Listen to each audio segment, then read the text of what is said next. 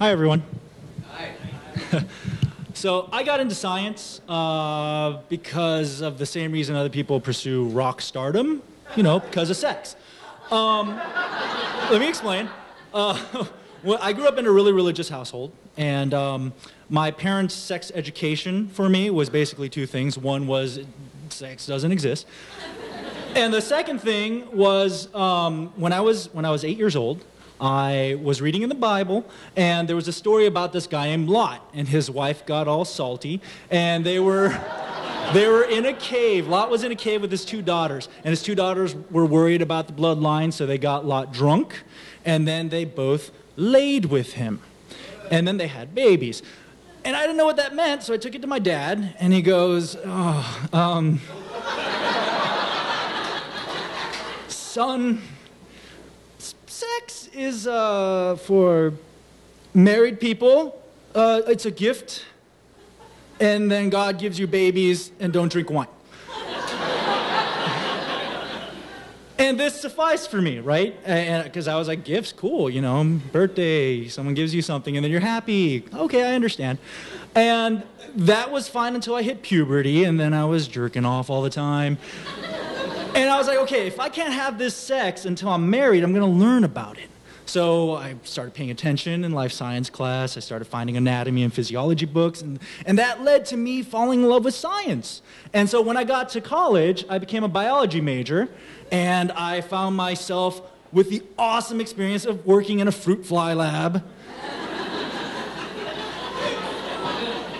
And it was great because I had my own project where I got to study cancer. And I got my own lab key, which meant I could come and go as I pleased, and I could do experiments at 1 in the morning, how adult.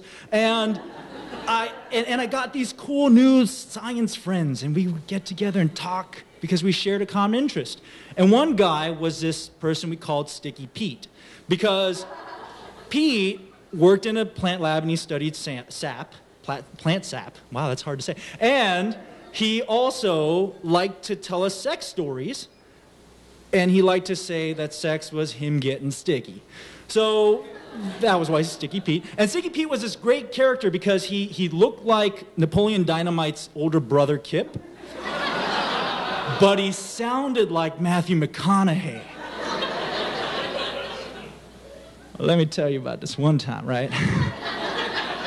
I was at this plant biology meeting, right, and I met this pretty little brunette. Next thing you know, getting sticky all weekend.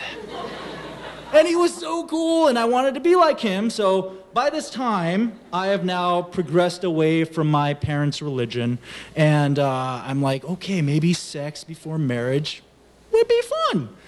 So like, working with fruit flies, you get to learn a lot about, their life. Fruit flies are funny, and I was observing this stuff about these fruit fly lives, and I was applying it to my own life, applied science. And fruit flies are awesome. Male fruit flies, certain sizes are preferable to female fruit flies, so they'll bone them. So I started going to the gym. Or, like, male fruit flies have a pheromone on their body, which makes them sexy, so I started wearing Old Spice.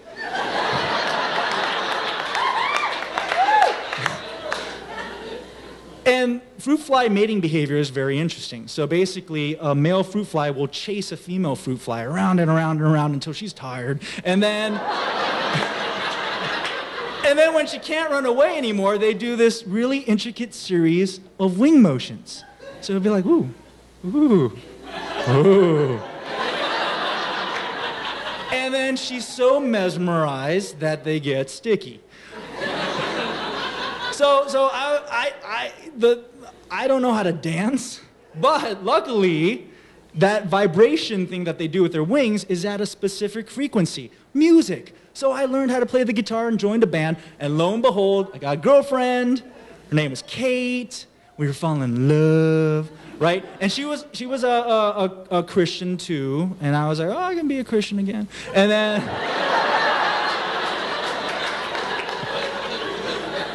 But I was like, look, I really love you, you love me, we're gonna someday get married, let's have sex. And she was like, no, because I want to wait until I'm married. married. And I was like, okay, great. And a few days later, I would be like, let's have sex. No.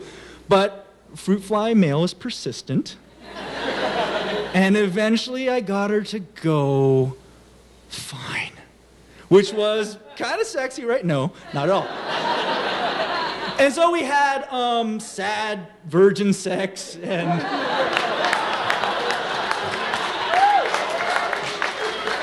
And I wore a condom, so God got to keep his baby present, and everything was great.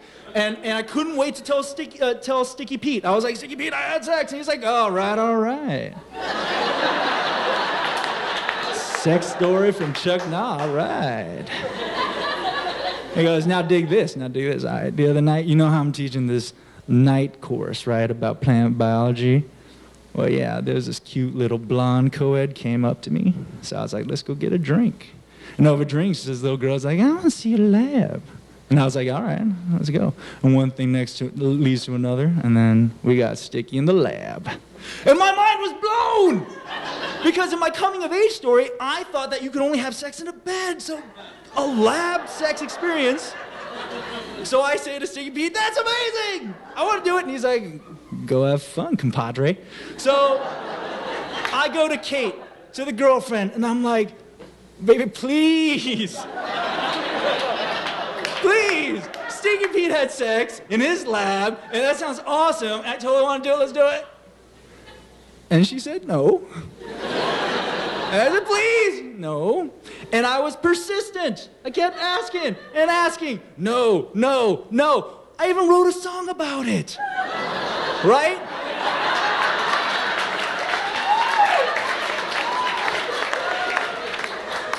And I think one of the lines from the song was something like, let's have sex in the lab tonight.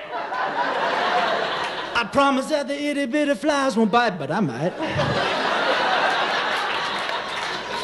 And I like to say that that's what got her to finally say the magic word, fine. So the night that we were gonna do it, right, like I go to the lab before her, like an hour before, because I wanted to get everything just right, and a fruit fly lab is not conducive to have sex. 3 reasons. 1, it's a lab. So unless you're working at a sex lab and you have sex swings everywhere, then you're lucky. But the second reason is fruit flies, in the laboratory, they eat, live, breed in yeast. And these yeasty vials are kept in a warm temperature. So the whole room smells like sourdough bread with a yeast infection. Yeah. And 3, I'm trying to get to having sex in the lab. Come on. And 3, there are fruit flies everywhere. Okay, whatever. So, you know, I'm like, I'm not going to be deterred by this. I got 70% alcohol. I'm spraying the area because I don't want to get a yeast infection. I'm a gentleman.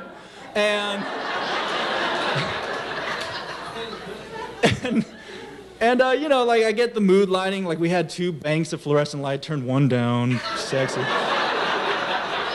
She shows up. She's a little like, what's going on? Oh, God. And I'm like, come over here. And we start making out. Like, yeah, baby. And we're standing up, so it's not comfortable. So I'm like, here, have a seat on this adjustable lab bench thing. And she's like, oh. And she's making this face, like, And I was like, what's wrong? She's like, it stinks. So I was like, there's this adjacent room. There's a door. We can shut the door. It won't smell as bad. So we go into that room, and then things are progressing. We have clothes off. We're rounding the bases, headed for home. She turns her back to me naked, and I come up, and I say something really sexy like, you ready for this? And her response is,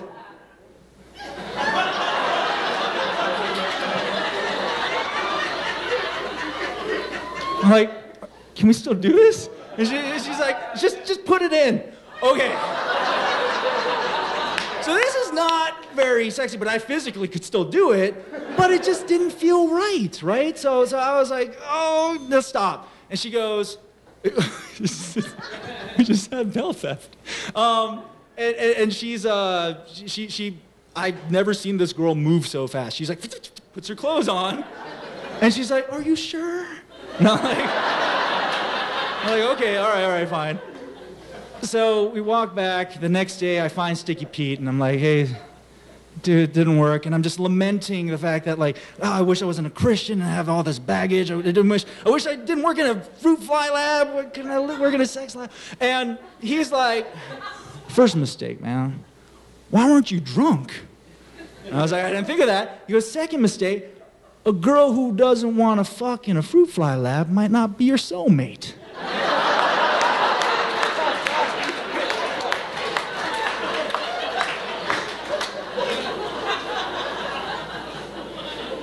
Maybe Sticky Pete had a point because, first of all, like, I was thinking about it, like maybe I'm not the right person for her because, like, I was pushy, I wanted to do this stuff, and she was like, she doesn't want to do the same things I want to do, and maybe we're just not right for each other. And also, like, maybe I should stop taking sex advice from fruit flies.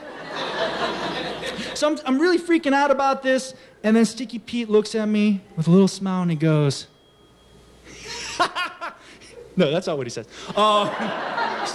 Sticky Pete says, don't worry, there's always grad school. Thanks.